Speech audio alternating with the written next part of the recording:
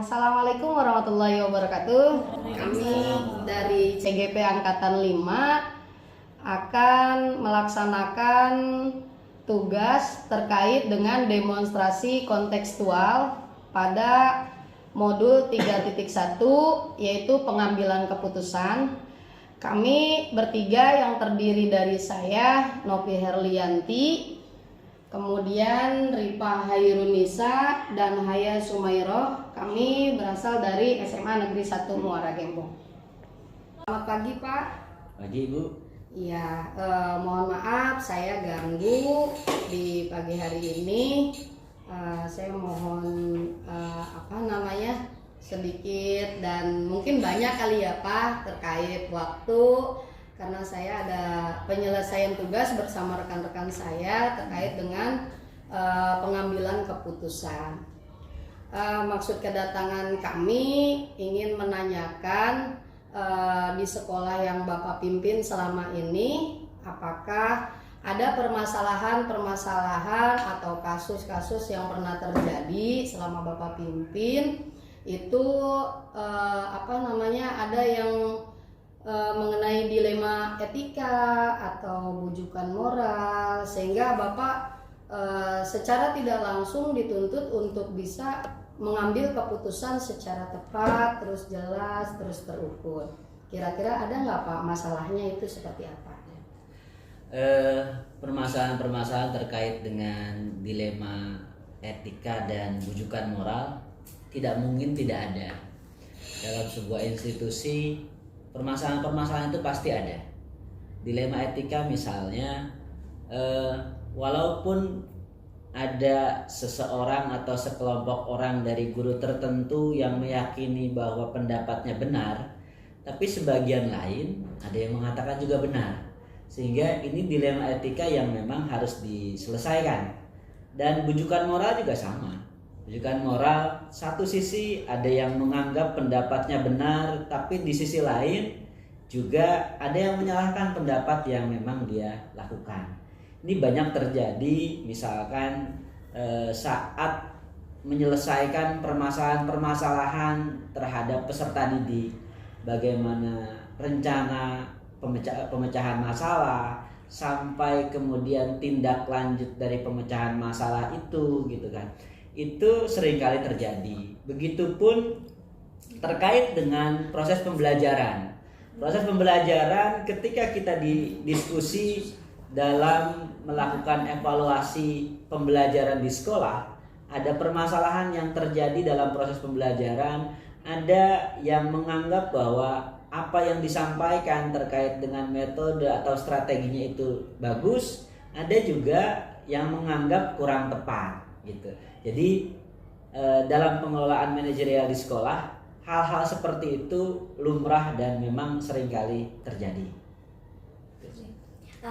Boleh saya tahu Pak salah satu contoh kasus yang secara spesifik gitu kan mengenai yang tadi Bapak bilang kan gitu kan. Terus apakah kepentingan itu mengandung dua, di mana sama-sama benar atau sama-sama mengandung nilai dari nilai kebajikan itu sendiri? Iya. Contoh konkretnya misalkan gini. Ada siswa bermasalah dia terlambat datang ke sekolah. Penanganannya mungkin di satu sisi bisa saja kita berlakukan aturan tata tertib yang memang sudah kita buat. Anak yang terlambat datang ke sekolah harus diberikan sanksi. Ketika misalkan beberapa kali dia melakukan pelanggaran yang sama, bisa kita skors. Dan kalau misalkan pelanggaran itu dilanjutkan, itu bisa saja diminta untuk melakukan pembelajaran di rumah. Artinya tidak dilakukan di sekolah. Nah, itu kalau kita berbicara aturan, bisa itu kita lakukan. Harapannya apa? Terjadi efek jerah dari siswa untuk tidak mengulangi perbuatan yang sama. Tetapi ketika misalkan dilihat dari sudut pandang yang berbeda, anak yang terlambat itu bisa saja kita berikan pembinaan hari pertama. Besok ketika melanggar lagi, adakan terus pembinaan. Terus kita continue melakukan pembinaan, lebih-lebih kepada pembinaannya itu untuk mengetahui bagaimana psikologi dan mental anak. Itu juga tidak ada salahnya. Artinya dua-duanya punya nilai kebenaran yang sama. Tinggal tergantung dari sudut pandang mana kita akan menilainya. Nah, itu dua-duanya benar. Cuma nanti kita akan lihat konteksnya. Siswanya secara sosial ekonomi di rumahnya seperti apa. Ini yang akan menjadi alasan untuk kita menentukan langkah yang mana yang harus kita ambil untuk menyelesaikan permasalahan anak yang terlambat itu. Oke. Dari langkah-langkah itu yang tadi Bapak sebutkan, apakah itu sudah dianggap yang paling efektif? Kemudian adakah tantangan ya dalam mengambil keputusan itu, Pak? Ya, efektif atau tidak, permasalahan itu teknis penyelesaiannya dilihat dari bagaimana konteksnya. Tadi, kalau anak dilihat dari sosial ekonomi, jarak dari rumahnya itu dekat gitu. Kemudian sosial ekonominya juga sudah cukup bagus, kita juga sudah koordinasi ke orang tua, bisa saja skorsing, dia harus belajar di rumah sebagai efek jerak, itu bisa saja dilakukan. Tapi kalau misalkan kita melihat faktor keterlambatannya itu karena memang kondisi alam, kemudian juga jarak dari rumah yang terlalu jauh, karena seperti yang kita ketahui bersama, kita itu ketika misalkan datang musim penghujan seringkali terjadi banjir. Nah, ketika mereka itu tidak punya alat transportasi untuk bisa lebih cepat datang ke sekolah, konteks untuk penyelesaian masalahnya tidak bisa kita lakukan dengan cara skorsing.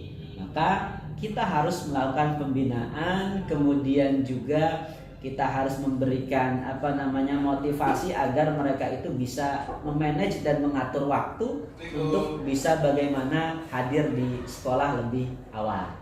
Itu. Ya.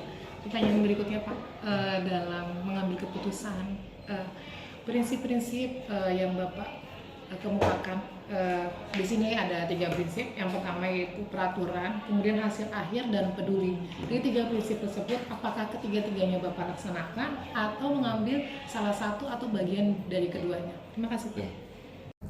Untuk bisa menyelesaikan masalah, kita harus lihat konteksnya. Bisa kita ambil kepada aturannya, bisa juga yang kedua tadi apa Bu?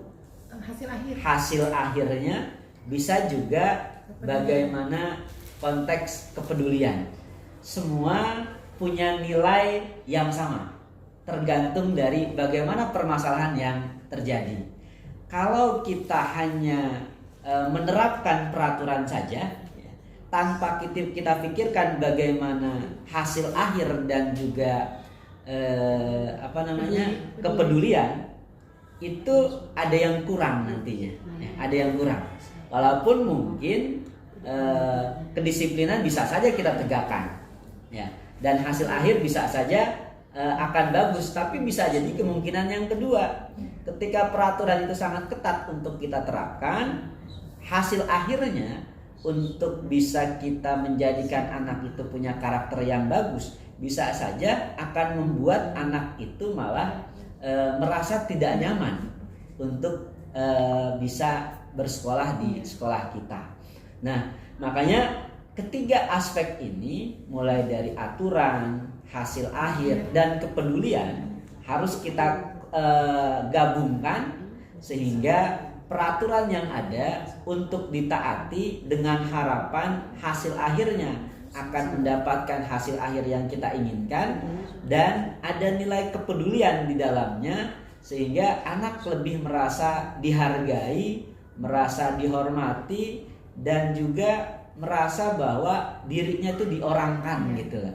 Muncul kemudian karakter dia juga yang bisa menghargai diri kita sebagai orang yang membuat kebijakan dan juga membuat aturan, dan kita berharap semuanya hasil akhir yang kita dapatkan, anak tidak hanya taat pada aturan tapi muncul karakter yang baik dalam mentaati peraturan, bukan karena unsur keterpaksaan. Ketika kepedulian itu kita gabungkan dalam penerapan permasalahan-permasalahan ini.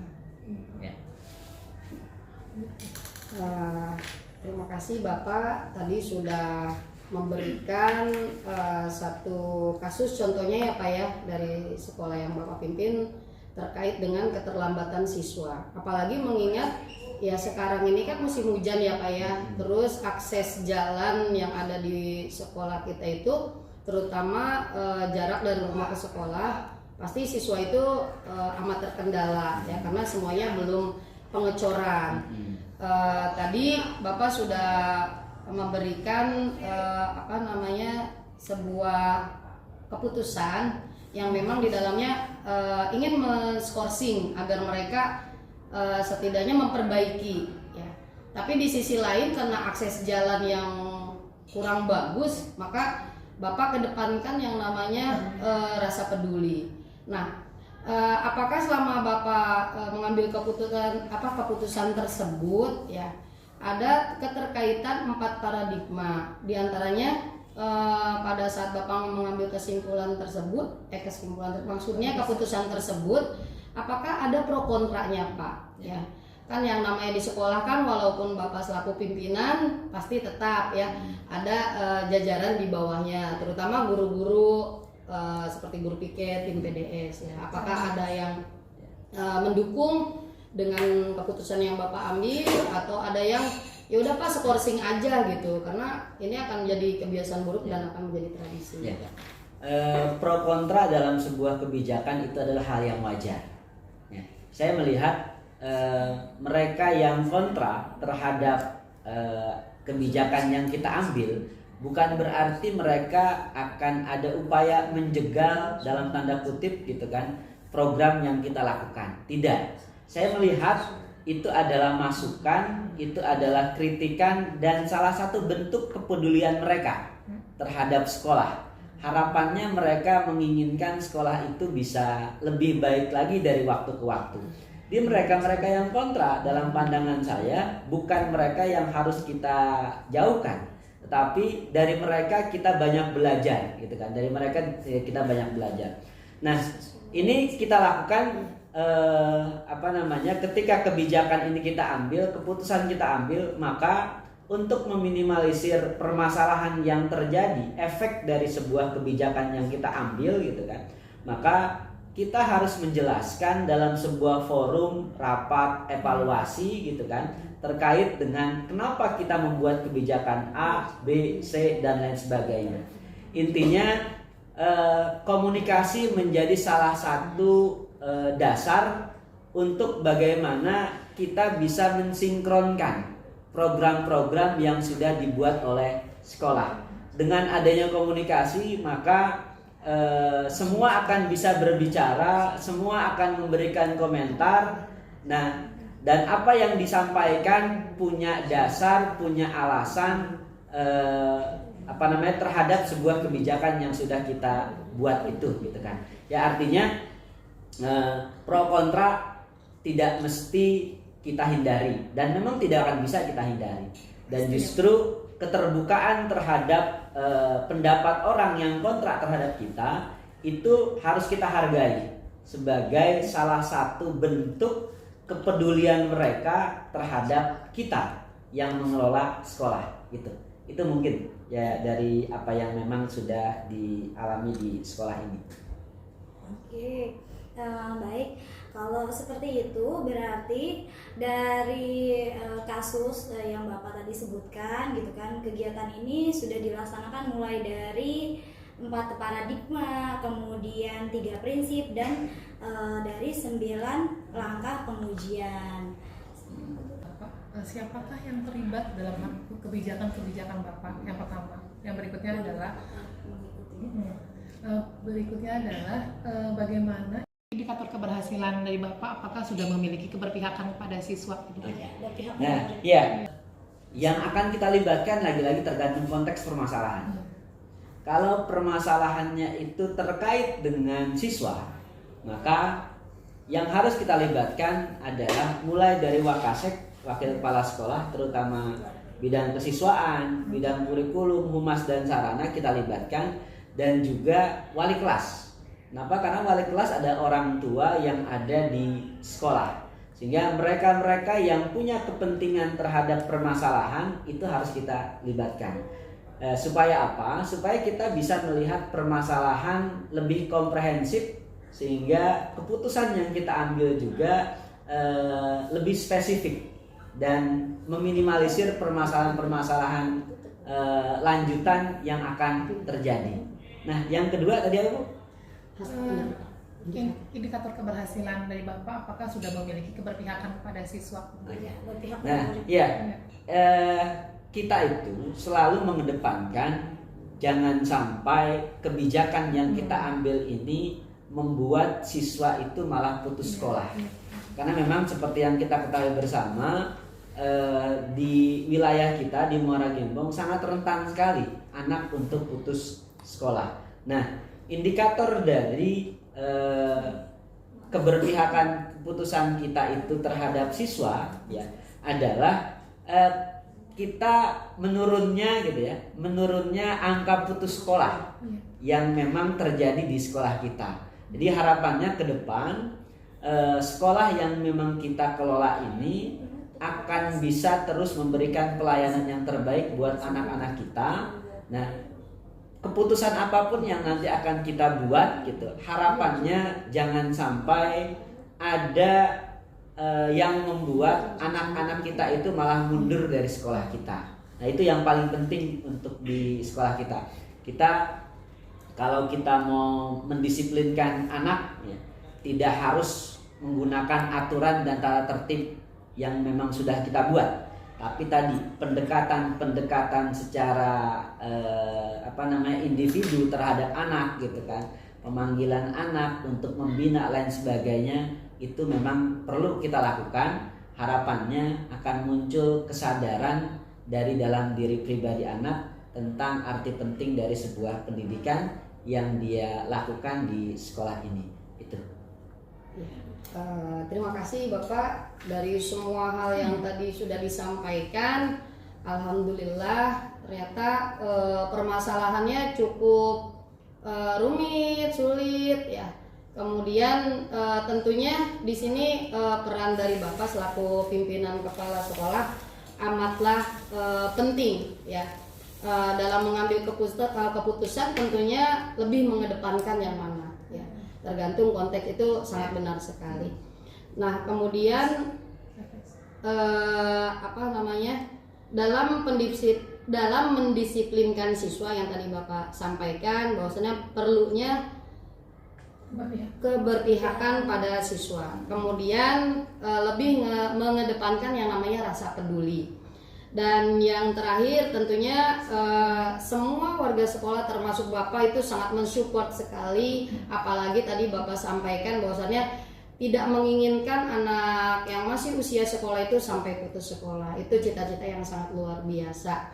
Dan mungkin sebelum kami mengakhiri ya, kami bertiga sangat berterima kasih. Mudah-mudahan ketika kami nanti menjadi pemimpin pembelajaran ya, atau menjadi pemimpin sekolah bisa meneladani apa yang Bapak sampaikan, bahwasannya kami harus terus yang namanya menggali potensi yang ada di setiap murid yang kita miliki, bisa terus mengembangkan untuk kemajuan sekolah dan untuk kemajuan lingkungan tempat tinggalnya. Terima kasih Bapak atas waktunya. Mohon maaf apabila kami bertiga mengganggu waktu Bapak. Terima kasih. Permisi ya Bapak. Ya, Assalamualaikum warahmatullahi wabarakatuh.